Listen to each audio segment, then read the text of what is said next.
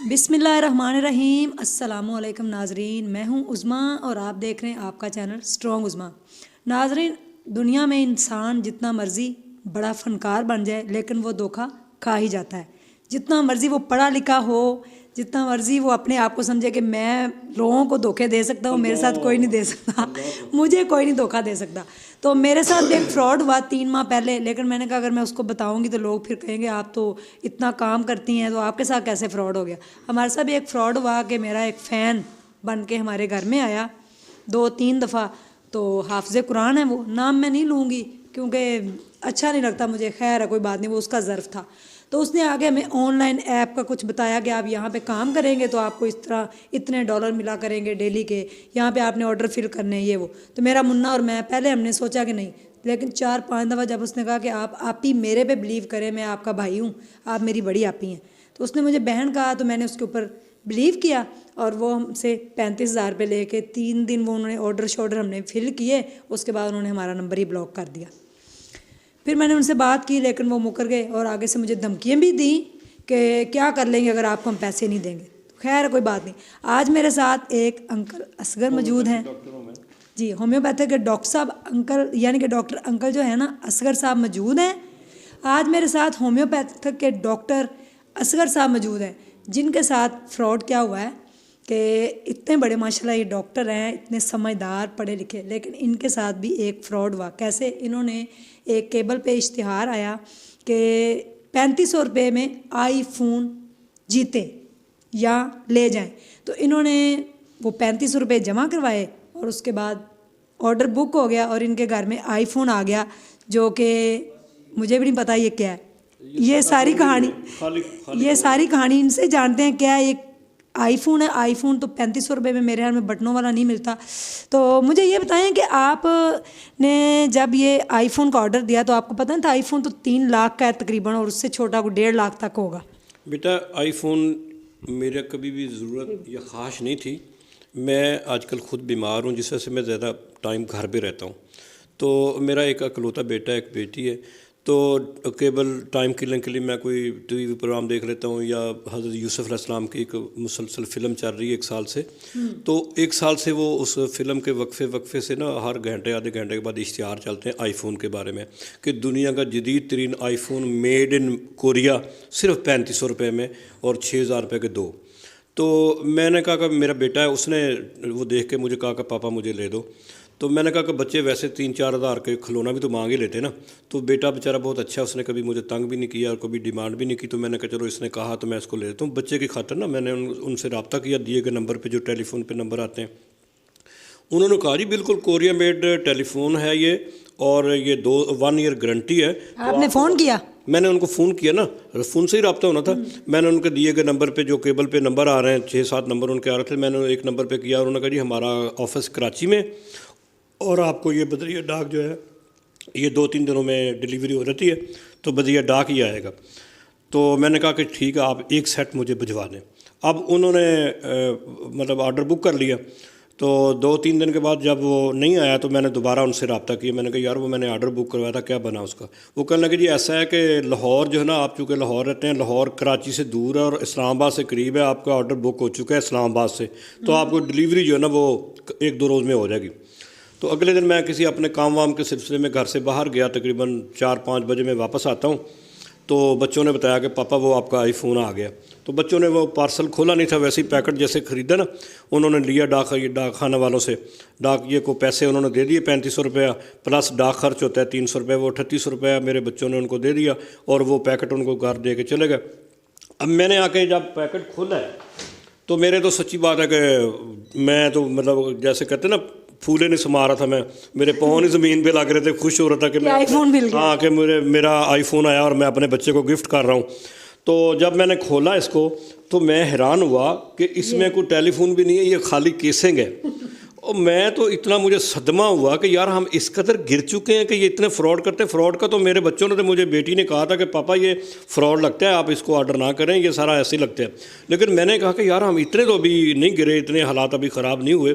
خیر میں نے ان کو ٹیلی فون کیا، میں نے کہا بھائی آپ نے جو مجھے آئی فون بھیجا ہے وہ تو جناب اس میں آئی فون ہے. اس کا چارجر، یہ اس کا چارجر اور ہینڈ فری. یہ ہاں یہ بھی ہینڈ فری بھی خراب ہے اور یہ چارجر بھی جلا ہوا ہے. یہ تو انہوں نے مٹیریل بھیج کے خانہ پوری کی ہے.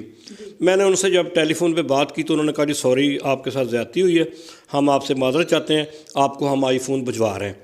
ایکچولی انہوں نے مجھے لارا لپا لگایا تھا اس لیے کہ بھئی ڈاک خانے والے جو پیسے لے کے جاتے ہیں نا منی آرڈر، وہ 2-3 دن کے بعد ان کو ڈیلیوری ملتی ہے پیسوں کی. جب ان کو پیسے مل گئے تو پھر تم کون اور میں کون. خیر میں نے 2-3 دن کے بعد پھر ان کو فون کیا. میں نے کہا یار وہ آپ نے وعدہ کیا تھا کہ دوبارہ بھجوا رہے ہیں، تو کیا بنا؟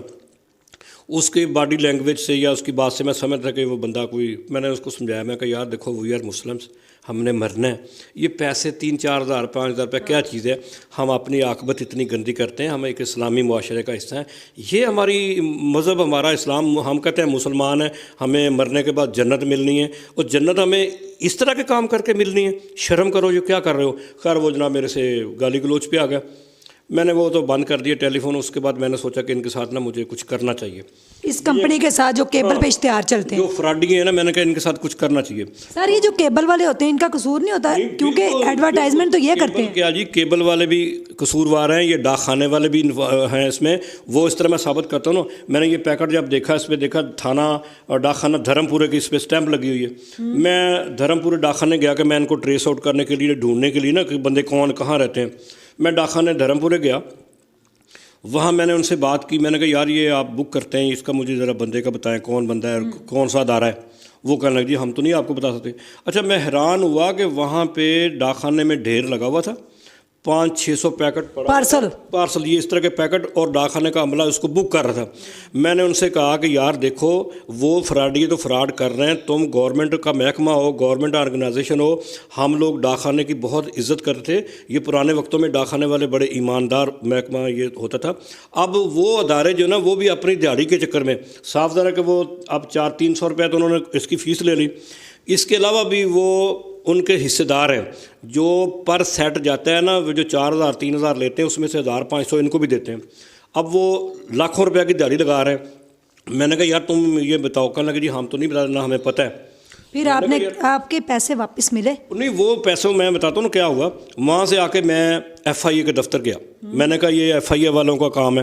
ایف آئی اے کے ایک دفتر ہے گلبرگ میں، وہاں میں گیا تو وہ کہنے لگے جی یہ مسلم ٹاؤن جو ہے نا وہ مار روڈ پہ جو آفس ہے وہ کرتے ہیں. مار روڈ والے کہنے لگے جی یہ سائبر کرائم میں آتا ہے، سائبر کرائم کو ہم نہیں ڈیل کرتے، سائبر کرائم کو یہ گلبرگ والے کرتے ہیں. لو جی میں گلبرگ والے آفس میں گیا. وہاں کے جو ڈائریکٹر صاحب ہیں وہ ویسے بھی ہیں کہ پولیس آفیسر، بڑی ان کی اچھی ریپوٹیشن ہے، لیکن ان سے تو ملنا ہی محال ہے. 3-4 دن میں نے کوشش کی، میں نے اپلیکیشن تیار کی، اس کے ساتھ ایفیڈیوٹ لگوایا، سارا کچھ کیا. مجھے وہاں سے 1 ہفتہ خرجل خوار ہونے کے بعد کچھ نہ ملا. اتنا سر آپ کا کرایہ لگ گیا ہو؟ جی میں کہتا ہوں 7 دن مسلسل میں جاتا رہا ہوں. مجھے ان سے جب کچھ نہ ملا تو میں نے کہا چلو میں پولیس کو آزماتا ہوں.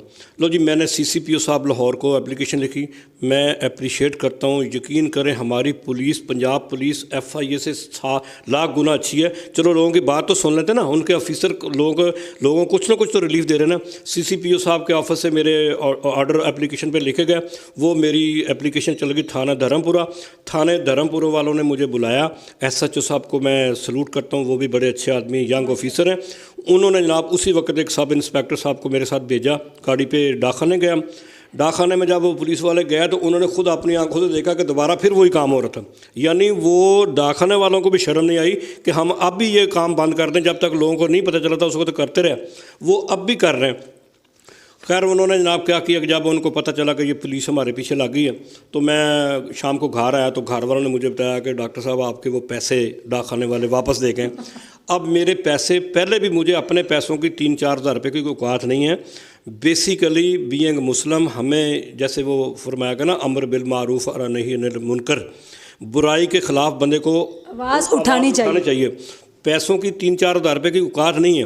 لیکن ہمارے ملک میں ہمارا معاشرہ اس قدر بگڑ چکا ہے، ہمارے ادارے اس قدر بے بس ہو چکے ہیں کہ کوئی سننے والا نہیں. میں نے یہ اپلیکیشن، میں نے شیخ رشید صاحب وزیر داخلہ ہیں، میں نے ان کو لکھا کہ جناب آپ کے یہ دفتر والے کوئی کچھ نہیں کر رہے. محکمے آپ جناب شیخ صاحب آپ ایک پرانے سیاستدان ہیں، میں آپ کو 1980 سے جانتا ہوں. آپ چاہتے ہیں ایک ملک کے لیے، لیکن جناب آپ کی وزارت میں یہ کچھ ہو رہا ہے تو یہ سر میری بات سنیں، جب انہوں نے کیبل والوں کو کہا کہ یہ آپ ہماری ایڈورٹیزمنٹ چلائیں اپنی اشتہار، تو وہاں سے لوگ جو دیکھ رہے ہوں گے ڈرامہ یا فلم، وہ پھر کچھ نہ جیسے 10% لوگ پھنسا لیے انہوں نے. میں وہی کہتا ہوں کہ ہوتا یہ ہے کہ جب مسلسل ایک جھوٹ بولا جا رہا ہے تو بندہ سمجھتا کہ یار سچ ہی ہوگا، کیونکہ ویسے تو دنیا میں معجزے ہو رہے ہیں. تو جب ٹی وی میں مسلسل مطلب ڈے نائٹ آپ کی وہ اشتہار چل رہے ہیں، اگر یہ اشتہار نہ ہوتا تو میں نہ کبھی اتنا متاثر نہ ہوتا. تو یہ سادہ لوگ میری آپ غلطی کہہ رہے ہیں، جو کہہ رہے ہیں مجھے کوئی لالچ کر رہے ہیں، حالانکہ میری تو ضرورت ہی نہیں آئی فون، نہ مجھے ضرورت تھی، میں نے تو بچے خوش کرنے کے لیے کہ چلو جی کھلونا ہی ہوگا. لیکن حیران یہ ہے کہ جس طرح مجھے لوٹا ہے اس طریقے سے وہ روزانہ 500-400 بندے کو 600 بندے کو روزانہ روکے 2-2.5 لاکھ روپے کی دیہڑی لگاتے ہیں، اور یہ پچھلے 1 سال سے مسلسل ہو رہا ہے. اس کا مطلب یہ کہ کروڑوں روپے کا یہ فراڈ کر چکے ہیں، اور وہ اس کروڑوں میں سے وہ 2-4 لاکھ روپے دے دیتے ہیں. سر یہ رکے گا کیسے؟ جی یہ رکنا تو اب ہماری تبدیلی اتنی آ گئی ہے کہ رکنا تو میرے خیال میں کوئی اتنا. جو میرے سے فراڈ کر کے 35,000 روپے لے گئے کہ آپ کو ایپ کے تھرو جب منتھلی آپ اتنا کمائیں گے. میں کہتا ہوں جی وہ دیوانوں سے شہر بھرا ہے، کس کس کو سمجھاؤ گے؟ ہمارے معاشرے میں، ہمارے ملک میں ہر طرف جتنا وہ مطلب یہ دیوانوں سے شہر ہی بھرا پڑا ہے بس. لیکن انکل نے میسج جو دیا ہے اینڈ پہ وہ یہ دیا ہے کہ انہوں نے ریکوری کی پیسوں کی اور آپ کو لا کے دکھایا ہے کہ بالکل بھی جو کیبل کے اوپر اشتہار آ رہا ہوتا ہے اس کے اوپر آپ بلیو نہ کریں. کوئی بھی آپ کو آئی فون 3500 روپے کا بٹنوں والا بھی نہیں آتا، اور یہ بھی انہوں نے دیا ایک بس ٹوٹا موبائل اس کے اندر ڈال کے فراڈ کیا ہے. اس میں کون کون سے ادارے ملوث ہیں یہ انہوں نے ساری انویسٹیگیشن کر کے آپ کو بتایا ہے. تو میسج ان کا دینے کا یہ تھا، اس کے اوپر میڈیا کے اوپر آ کے بتانے کا یہ تھا کہ کوئی اور جو ہے وہ اشتہار کے پیچھے لگ کے 3500 روپے یا 4,000 یا 10,000 اپنے نہ پھنسائے. اور پاکستان بھی ہم مسلم، آپ نے کہا کہ ہم کس طرف جا رہے ہیں وہ تو ہم پتہ نہیں کہاں پہنچ چکے ہیں، ہمیں بھی نہیں پتہ. اسی کے ساتھ مجھے دیجیے اجازت، اور جنہوں نے 35,000 کا میرے ساتھ فراڈ کیا تھا کوئی بات نہیں، وہ ہر بات میں ہم یہی کہیں گے کوئی بات ہاں میرا خیال ہے کہ مجھے بھی بڑھ رہی ہے.